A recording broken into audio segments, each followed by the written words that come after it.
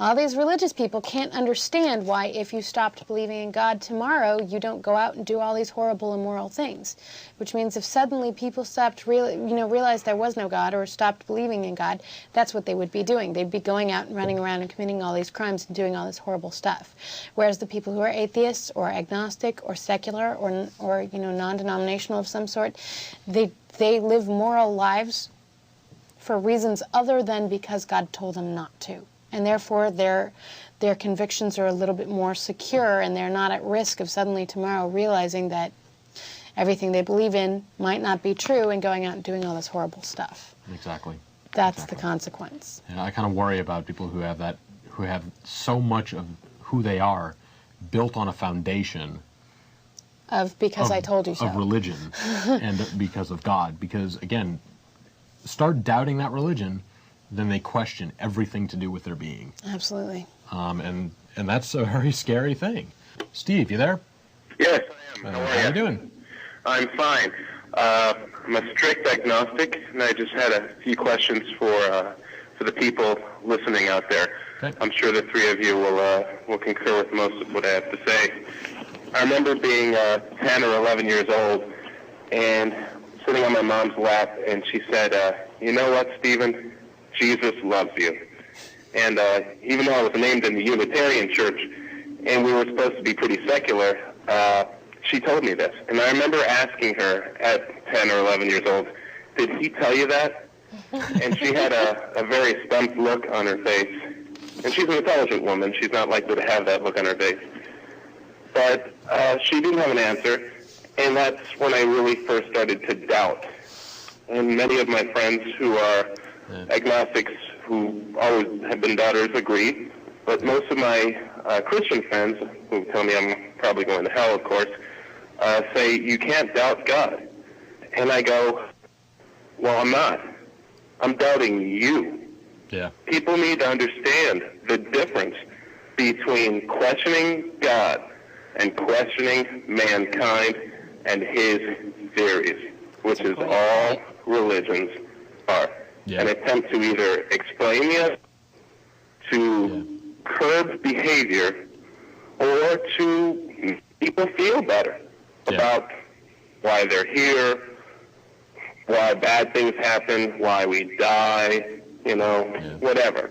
Yeah. And I think it's really sad how people don't have that basic ability. I know so many people, brilliant people, who are incapable of thinking outside the box, of understanding the fundamental that if you believe in what is considered the mainstream God, whether it be Lord Vishnu or whatever, or Jesus or Yahweh or whoever, it's not really real. It's only what you perceive as real. Yeah. And it doesn't make it real because that's what you were taught.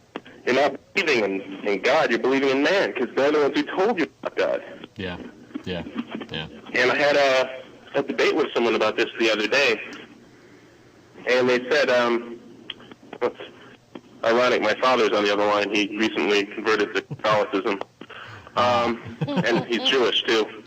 Go figure. Well, prison does many things to a man. White collar crimes, don't worry. Anyway, this young lady who's very Christian said to me, Stephen, you need to believe. This is the way it is. Reading right from John, chapter whatever. Yeah. And I said, okay, this is a brilliant book. It's beautiful. And I don't doubt that there's some truth to it, except for the supernatural aspects. Some of them lack credibility. Yeah. A virgin turning babies, turning wine and, water to wine. This stuff doesn't sound real. It sounds like Disney. Yeah. And to me, it just doesn't hold water. Yeah. Just tell her that if you want to know the truth. How do you know these things are true? She says, it says right here. I said, you believe everything you read? Yeah, just tell her that if you want to know the truth, go ahead and read The Matrix. It'll change your life. Same thing. It is. And I told her, you need to question the source. Where did the Bible come from? Yeah. And she's like, oh, no, it's not that I'm believing what people tell me.